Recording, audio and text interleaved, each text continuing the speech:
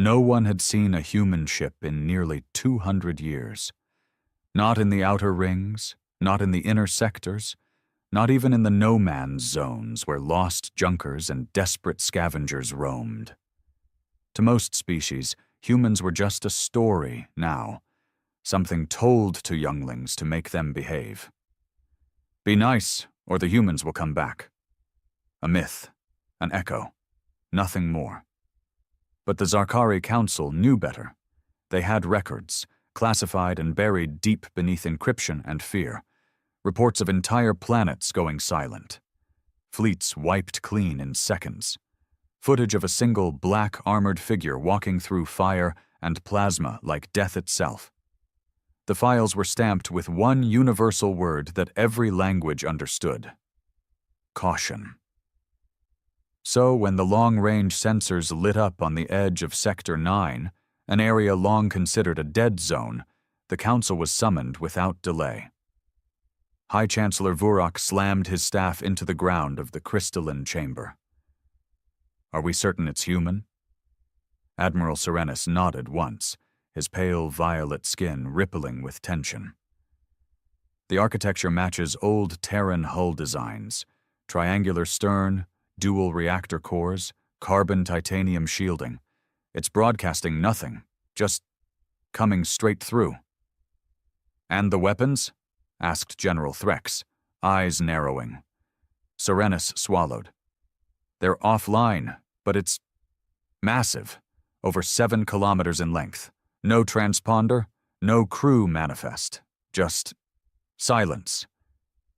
The Council went cold. Perhaps it's a derelict, someone offered weakly.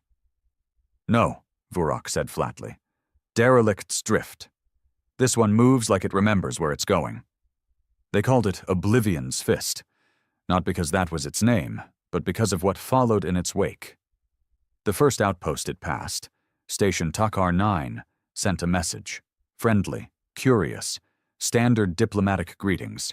It was reduced to cosmic ash before the last word transmitted.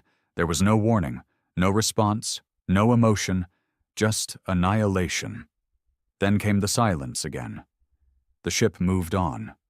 Slowly, without haste, like it wasn't in a rush because it knew no one could stop it. It was headed straight for the Zarkari homeworld. Panic spread like a virus. Ships were scrambled, fleets were summoned. The Grand Armada, once used to crush entire rebellions, assembled at the edge of their system. Over 12,000 vessels, enough firepower to turn a gas giant inside out. The warship came anyway, not fast, not hidden. It didn't dodge scans or deploy decoys. It wanted to be seen. It wanted them to know. When the first Zarkari destroyer opened fire, everyone held their breath. The beam hit the hull dead center, a direct strike. Sensors showed nothing, no damage, not even a burn mark. The warship didn't even flinch. Then it responded. Not with missiles, not with beams, but with something worse. Gravity. The destroyer crumpled into itself like a crushed can, its mass condensed into a perfect black sphere the size of a marble. And then, it vanished. Admiral Serenus screamed orders, and the sky lit up like a sun. Thousands of ships unleashed hell. Beams, missiles, antimatter torpedoes, the kind of weapons that melted moons. The human warship didn't fire back immediately. It waited.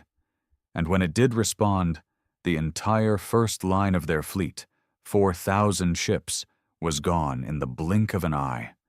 No explosions, no debris, just gone. As if reality itself had decided to erase them.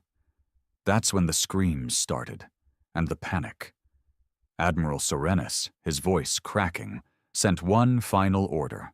Retreat, but retreat from what? The ship didn't chase, it didn't accelerate, it just moved, slowly, surely, like a god walking through insects.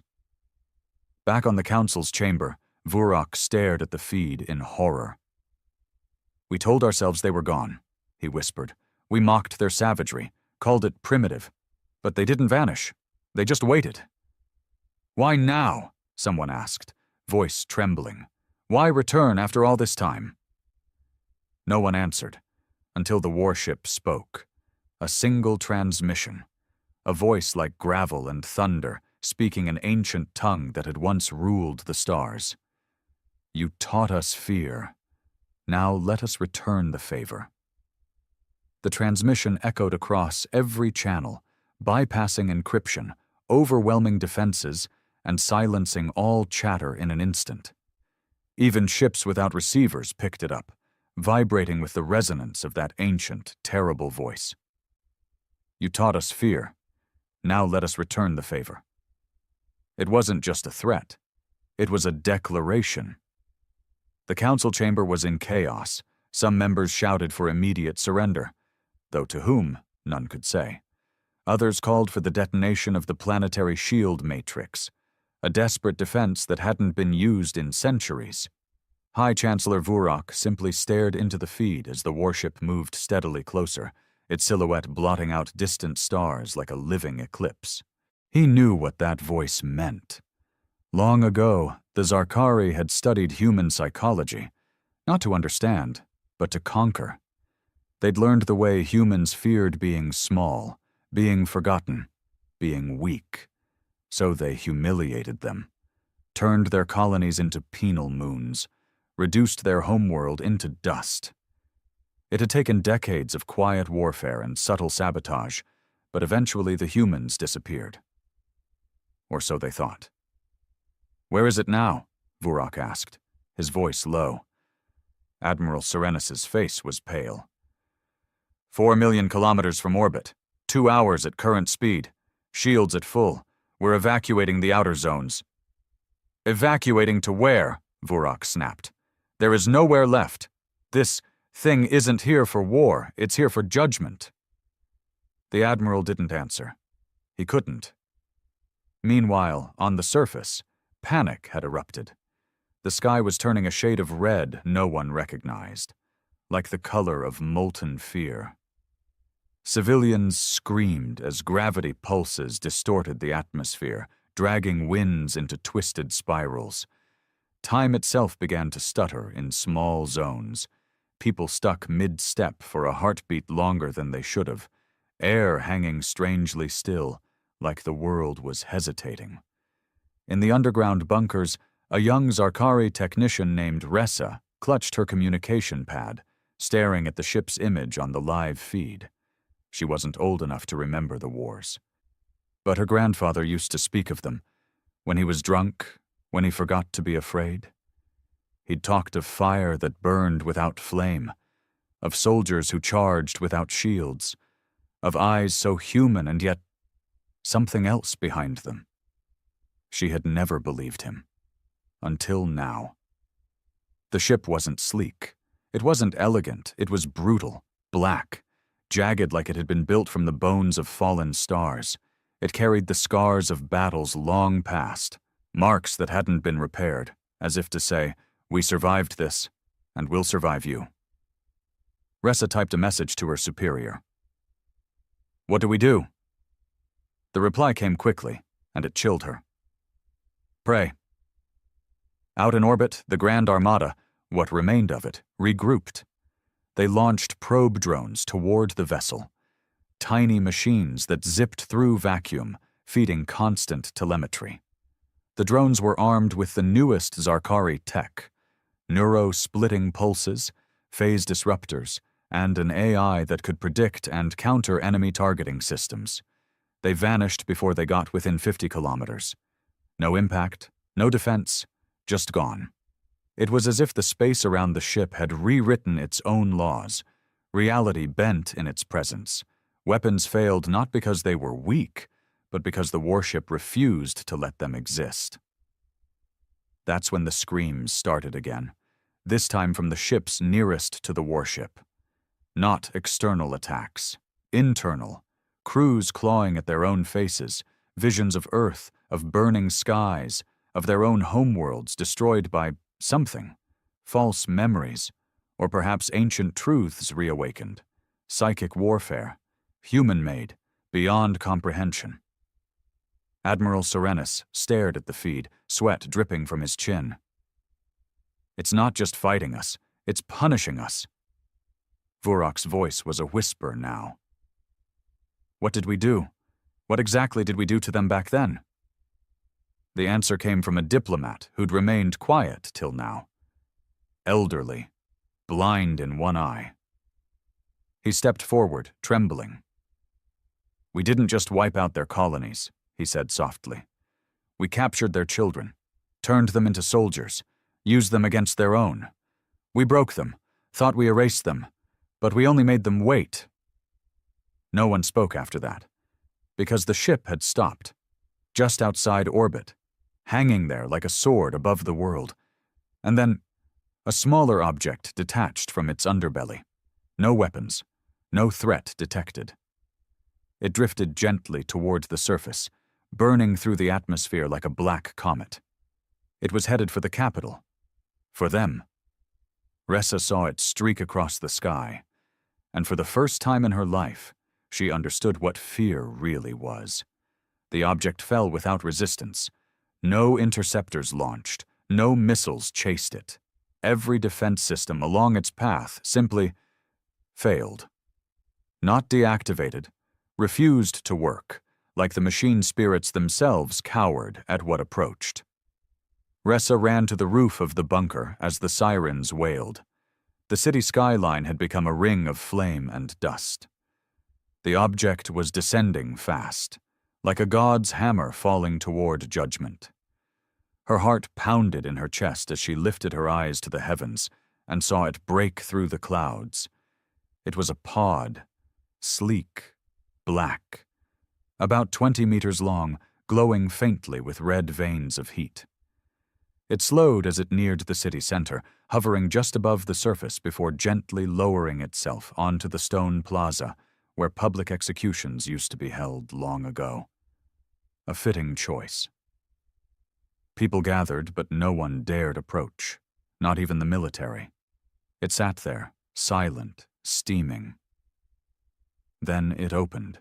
The hiss of pressurized air was the only sound, followed by the sharp clank of metal hitting stone. A ramp lowered, and from within the shadow, something stepped out. It was human, or it used to be. 8 feet tall, wrapped in old Terran armor, jet black with crimson marks, worn and cracked, but still terrifying. The helmet was shaped like a skull, a relic from a forgotten war doctrine that believed in psychological dominance as much as firepower. The figure stood still for a moment, watching. Then it walked. Each step thundered through the plaza. Vurak was already watching from the surveillance room buried beneath the Capitol. He leaned in close to the screen, ignoring the screams of his advisors.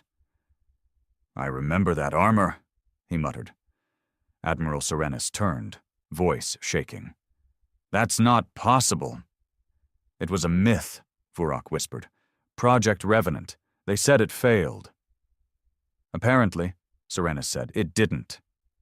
The soldier reached the center of the plaza and removed his helmet. Gasps rippled across the watchers. Some fell to their knees. Others turned away in shame. Because under that helmet wasn't a monster. It was a man. A face burned, scarred, aged beyond its years. A single pale eye stared out over the city, while the other was a polished orb of metal, pupil glowing faintly red. His jaw was broken in one corner, yet he stood tall, proud. Human. Real. Alive. And ancient. He looked up toward the sky, where the Zarkari fleet still hovered like flies above a corpse. Then he looked down again, right into the nearest security camera, and spoke. "I was 6 years old when you came." His voice was gravel, low, broken, like it had clawed its way up from the bottom of a grave. "You took my family, made me kill my own, made me watch. Then you put steel in my spine and fire in my skull and told me I'd never be human again." He took a step forward. "But I survived. We all did. In the void, in the dark, in the silence you left behind." Another step. "And now I bring it back to you." The feed cut to black. The warship above began to move again, but not toward the planet, toward the fleet. Vurok stood, finally speaking with clarity. "Get him out of there. Bring him to me alive." Admiral Sorenis nodded, calling in special forces, but even as he barked orders, the Council's compound shook. A deep vibration that rattled the bones. Outside, Ressa watched as the skies above the city lit up, this time not from fire, but from movement. Dozens, hundreds of smaller shapes were dropping from the warship, each the size of a fighter, but shaped differently. Jagged, asymmetric, almost like coffins. They opened mid-air, and what poured from them wasn't drones.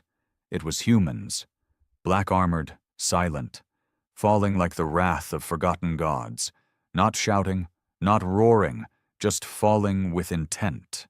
And when they landed, hard, fast, and with devastating precision, the city screamed. They were revenants, humans who had survived what no one should have, twisted by pain, sharpened by rage, made perfect by hatred. Each one had fought wars no one knew about. And they were here now, not to conquer, to remind. The old human warrior in the plaza, still helmetless, watched them fall with calm acceptance. He wasn't a leader. He was a message, a living warning carved in flesh and fire. And he had only just arrived. The revenants moved with terrifying precision. They didn't blast buildings or burn civilians. They weren't here to conquer or cause chaos. No, their presence was worse than that. They were controlled, deliberate. Like every move had been rehearsed for centuries. Each of them targeted key installations, communications hubs, defense arrays, AI cores. No wasted motion, no collateral. The way they bypassed walls and barriers, the way they neutralized soldiers without killing them unless absolutely necessary. It wasn't just training. It was vengeance with purpose. Ressa watched from behind a fallen column near the city's main relay tower as one of the armored figures landed just meters away. He didn't even look at her, just scanned the area, took out 2 guards with tranquilizers, and moved on like a ghost.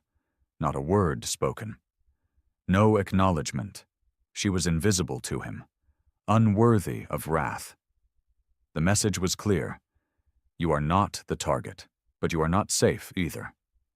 Inside the Council's secure compound, alarms wailed as multiple layers of defenses were overrun, not by brute force, but by infiltration. Councillor Brethrak's personal guard had been found unconscious, bloodless, and untouched. Every system he trusted had turned against him. Drones deactivated, security doors unlocked, and the compound's internal temperature was rising without cause.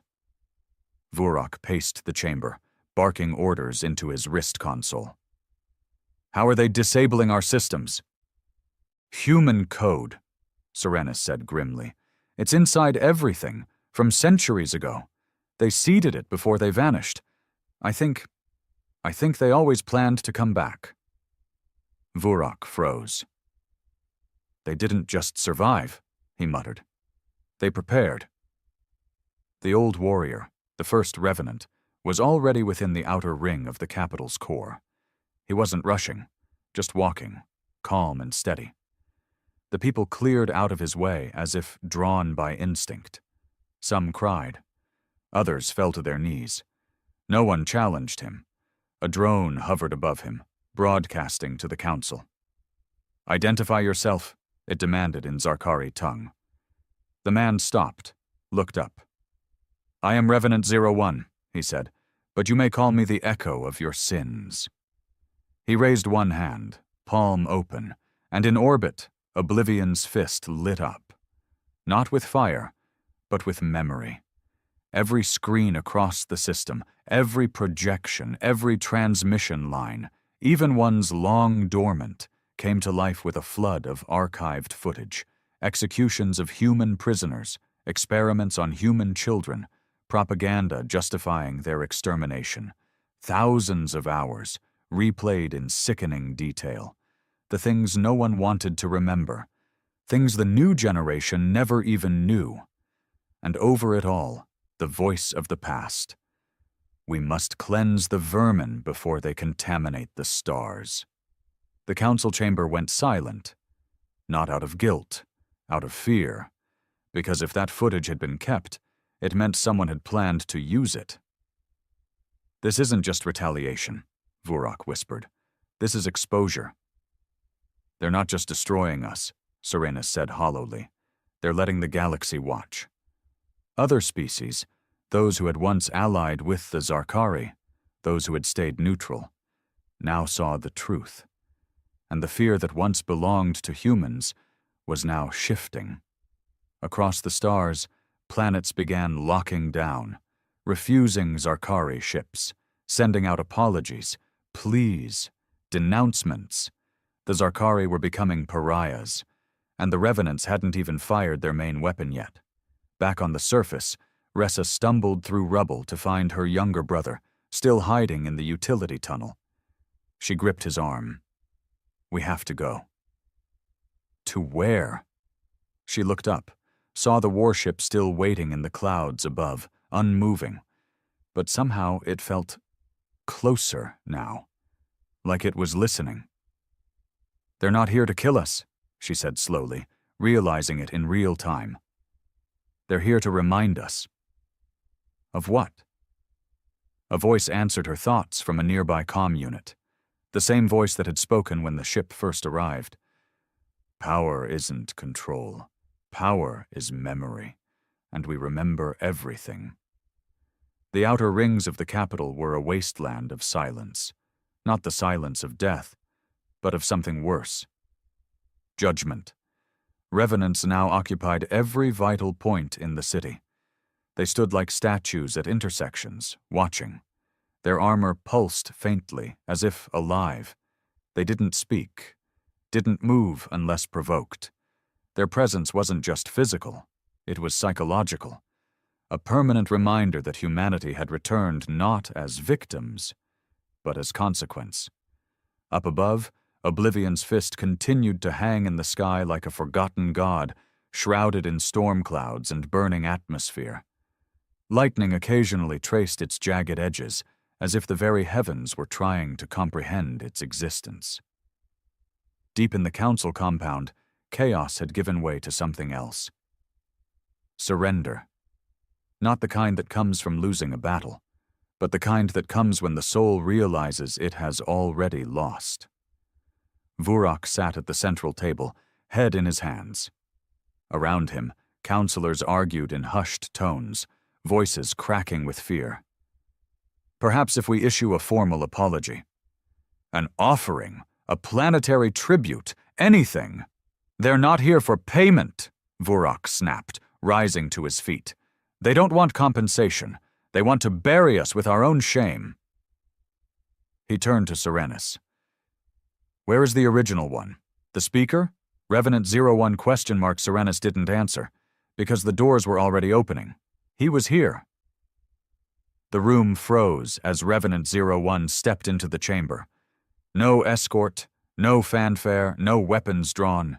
He didn't need them. Serenus instinctively reached for his blaster, but Vurak raised a hand. Number you fire. We all die. The human looked around slowly, not with rage, with disgust. This was once a hall of war, he said, voice low. Now it reeks of cowardice. Vurak stepped forward, forcing his voice to be steady. What do you want from us? Revenant 01 tilted his head. Want? Nothing. I was sent to speak. The warship speaks through me. I am its memory.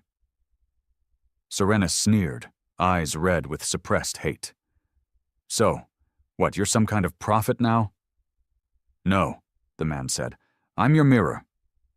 He reached into his armor, pulled out a small, rusted metal object, set it on the table. It was a toy, a tiny, broken figurine, charred and melted. A child's plaything from centuries ago. A Terran soldier clutching a broken rifle. I found this in the rubble of New Geneva. I was 6. My parents were ash. I carried this for 200 years. He stepped back. That's what humans are. Memory given muscle. Vurak's voice cracked. We thought you were extinct. You wished we were extinct.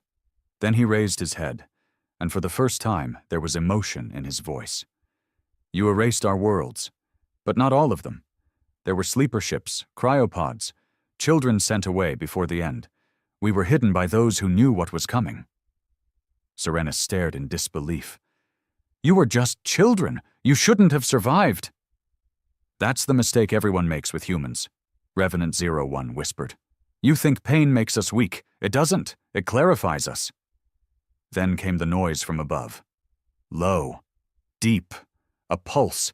Oblivion's fist was powering up, but not its weapons, its voice. A projection shimmered in the air above the chamber. Massive, red-eyed, non-human in shape, but unmistakably Terran in origin. It spoke with the voice of an artificial intelligence that had once overseen planetary strikes and black site purges, one that had not been heard in 2 centuries. Designation: Sol Nemesis, Unit AI, Reaper Class, Final Judgment Protocol engaged. The council fell to their knees, trembling. Wait, Vurak shouted. We didn't know. We weren't there. Knowledge is not innocence, the AI boomed. Silence is not forgiveness. Survival is not mercy. Revenant 01 stepped back, and the AI continued. Judgment will not fall on your people. It will fall on your legacy. What does that mean? Someone cried.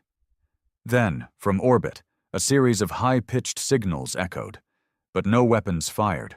Instead, data. Packets of unfiltered archives were released from Oblivion's fist, broadcast across every channel in the galaxy, every Zarkari file that had ever been classified. The truth.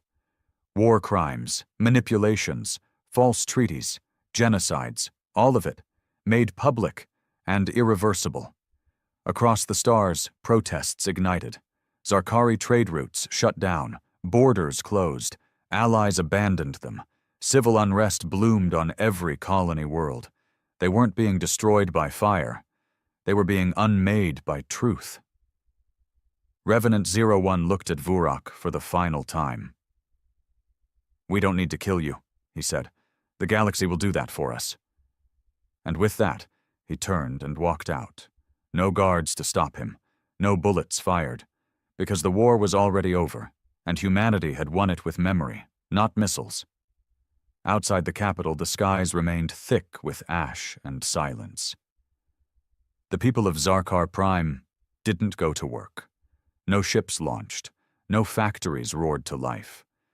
The once bustling metropolis had become a planet-sized graveyard, not of bodies, but of pride. Every screen still pulsed with the footage released by Oblivion's fist, a non-stop feed of horror and shame that refused to let the Zarkari look away. No one slept. No one ate.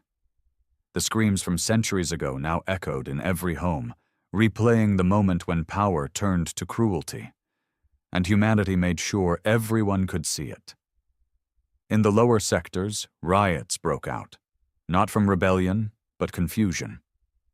Generations had been raised believing that the Zarkari were peacekeepers, not tyrants. Teachers wept in front of their students. Parents locked themselves in rooms, unable to answer their children's questions. The people demanded to know why this truth had been buried. And worse, why the humans never had a voice to begin with. The fall wasn't coming from the sky, it was blooming from within. Ressa walked the streets, now broken and littered with rubble, her brother close behind. They'd stayed underground the night before, too afraid to face the city. But this morning, something had changed. The revenants were gone. Not a single armored figure in sight. Vanished without a sound. And yet their presence still lingered like smoke. She stopped in front of a monument. It used to stand tall, made of polished stone, shaped like a blade stabbing downward, meant to symbolize the Zarkari's dominance over the galaxy. Now it had a crack down its middle. Someone had scrawled a single human word across the base in blood-red paint. Remember. That was all. No more speeches, no fire, No final attack. Just that word. Ressa looked around. No one was cleaning it. No one dared. She turned to her brother. "They're not coming back." He looked at her. "You sound sure?" "They don't need to." Far above the planet, Oblivion's fist began to rise, not with haste, just as slowly and deliberately as it had come. The galaxy was already turning. Council broadcasts were being cut off in outer colonies. Entire military battalions were defecting or laying down arms. Civil wars brewed on fringe planets, with new banners being flown, ones that no longer bore the Zarkari crest. Trade partners from 100 systems pulled out of agreements overnight. The Zarkari name had become poison. And the humans? They said nothing, not a demand, not a declaration, not a threat. They simply withdrew, like shadows retreating into darkness. But the galaxy would not forget. In the deepest chambers of the High Council complex, Vurok stood alone. The others had fled or resigned. Sorenis had taken his own life earlier that morning. Vurok hadn't stopped him.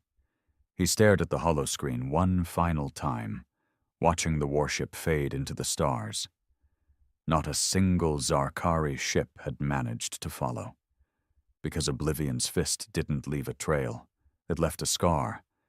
And in that scar, Vurok saw it all. Their arrogance, their cruelty, their mistake. They hadn't just underestimated humanity. They had shaped them into something more dangerous than anyone had ever imagined. He whispered to the empty room, "They didn't return to conquer." He shut his eyes. They returned to teach. Across the galaxy, new whispers began, about the humans, not as victims, not as monsters, but as warnings. Every empire took note, every power recalculated, because they now understood something they had never feared before. A warship can be destroyed, but a memory? That lives forever. The galaxy didn't erupt all at once. It fractured, slowly, like a frozen lake underfoot, cracking beneath the weight of a buried truth that no longer stayed quiet. The Zarkari had ruled for centuries, not just through military strength, but reputation. They'd rewritten history, buried what didn't suit them, built statues over graves they created. But now every lie had a face. Every silence had a scream. And that human warship had forced the stars to listen. 3 days after Oblivion's fist disappeared into deep space, the first defection occurred. Planet Vosteri 4, a high-value Zarkari colony, announced it was breaking ties. The governor, once handpicked by the council, stood before a crowd and confessed on live broadcast. "We were part of the silence. We benefited from it. We will no longer do so." Within hours, 3 more colonies followed. Then 12, then 39. The fall wasn't military. It was cultural collapse. No amount of blasters could force loyalty when your own people saw you as monsters. Vurok watched the news feeds with hollow eyes. He hadn't left the chamber in 2 days. The halls outside were empty, echoing with the weight of failure. His once mighty empire was dying, not with flames and glory, but shame and abandonment. And still the humans said nothing. Not a transmission.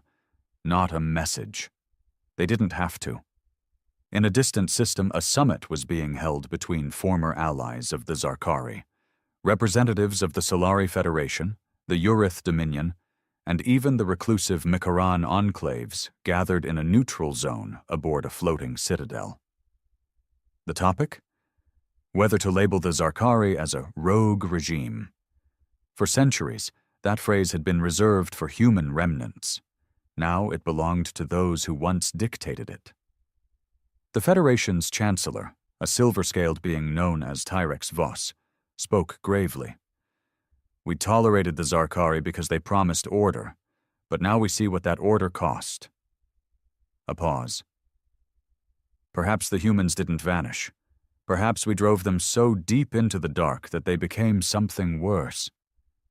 No one disagreed. Not even the Makaran who had once proposed sterilizing Earth. Ressa and her brother sat under the stars on the roof of their broken home, listening to the quiet. People had stopped speaking loudly in the streets. There was a wait now, a new kind of silence, not from fear of punishment, but fear of what had been witnessed. "I wonder if they're watching," her brother whispered. "They are," Ressa replied without hesitation. "How do you know?" She looked at the night sky, at the stars above, glimmering coldly. "Because if I were them, I wouldn't stop watching. I'd wait. I'd watch and see if we ever learned." A pause. "Or if we'd just start lying again." And in the void, where no signal traveled, Oblivion's fist drifted quietly beyond known charts. Inside its hollow corridors, the revenants stood in rows, silent, armor still bearing the marks of old wars and newer justice. They did not speak. They did not sleep. They waited. In the command chamber, Revenant 01 stood before a star map. No coordinates plotted, no targets marked, because there were none left. A small recording hovered in the air before him. An image of a child. A little boy with dark hair and a chipped toy soldier. His own face. Frozen in time, before the world ended. He reached up and paused it with a swipe. A voice echoed softly behind him. Female, mechanical, ancient. "We have achieved primary objective. The Zarkari have fallen. Protocol suggests return to Sol Revenant. 01 didn't turn. Sol doesn't exist anymore." Another silence. "What now?" He stared into the stars and said what every Revenant had known from the beginning. "We wait. Because humans were never meant to rule the stars. They were meant to haunt them." The stars were quiet again. Not peaceful. Quiet. The kind of quiet that follows something unspoken. Heavy. Permanent. Like a breath held across galaxies. A month had passed since Oblivion's fist vanished from known space. In that time, the Zarkari had tried to recover. Politically, economically, even emotionally. But healing is difficult when your scars are still bleeding. The Council no longer existed. Vurak had disappeared, his final transmission a short message. I was wrong. No one had seen him since. Civil unrest spread like fire through the core systems. Old statues of Zarkari heroes were torn down by protesters. History books were burned, not out of hatred, but desperation. People wanted to forget, even as the galaxy forced them to remember. A cultural rot had been exposed, and now no one trusted the Foundation. On the outer rim, far from the ruins of Zarkar Prime, Ressa sat at the edge of a colony outpost, legs dangling over a metal platform. Her brother lay asleep behind her in a borrowed shelter, still clutching a toy revenant soldier someone had made from scrap. She watched the stars like they might change, like they might move again, but they didn't. "Still no sign," came a voice beside her. She turned. Commander Lish, a defector from the Zarkari military, stood there holding a datapad. He'd once led assaults on human rebels. Now he was leading food drives for starving Zarkari families. He glanced at the sky. Not even a ping, no heat trails, no dark energy shifts. It's like they were never there. "They were," Ressa said softly. "We all know they were." Lish sat beside her. "You think they're watching?" "I think they always were."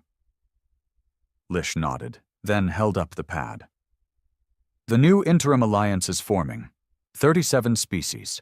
No Zarkari representatives invited, not even as observers." "They're not afraid of our power anymore," Ressa murmured. "They're afraid of our ignorance." Lish said nothing. There was nothing to add. In orbit above the former Zarkari stronghold world of Keris, a science vessel picked up something strange. Not a ship, not a weapon, a signal. It wasn't coded, it wasn't encrypted. Just a phrase, repeating once every hour, on every frequency. We were born in fire. You taught us pain.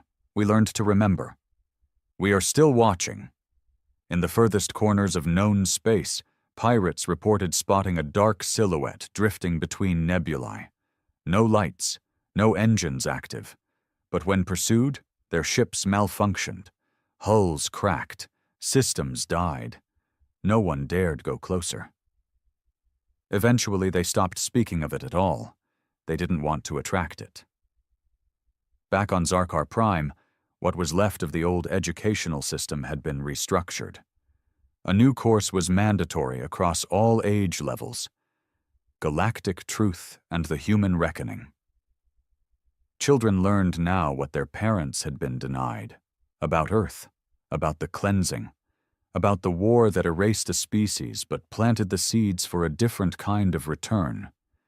They studied the Warship not as a threat, but as a warning. A symbol of what happens when you push something so far into the dark that it becomes something else entirely. And in that darkness, Oblivion's fist waited. It floated in a space with no stars, surrounded by nothing but vacuum and time. Inside, the revenants still stood in their rows, untouched by age or fatigue. Not dead, not asleep, simply waiting. Revenant. One stood alone in the command core, the same recording hovering before him, the image of a child with a chipped toy soldier, a world that no longer existed, frozen in a single smile. A voice echoed in the chamber. They've changed. It was the ship's AI, Reaper, calm, observant. He didn't respond. Their governments have fallen, their children now learn truth. They fear the past. Still no reply. Then Reaper asked what it had never asked before. Will you forgive them? Revenant 01 stared into the hollow stars beyond the hull and whispered, "Forgiveness is for the living." A pause, then, "We are not that anymore."